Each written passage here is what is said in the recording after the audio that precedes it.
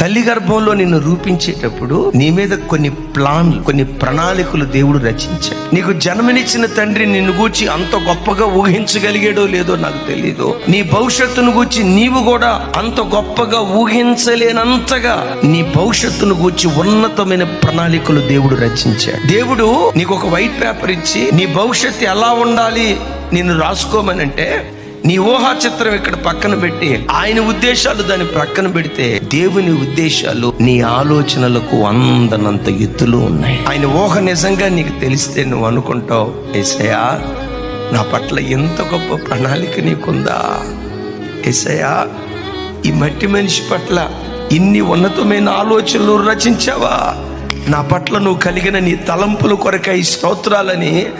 నీ పట్ల దేవుని కొన్న ప్రణాళిక నువ్వు ఎరిగితే దేవుని పాదాలు ముద్దాడకుండా నువ్వు మౌనంగా ఉండలేవు.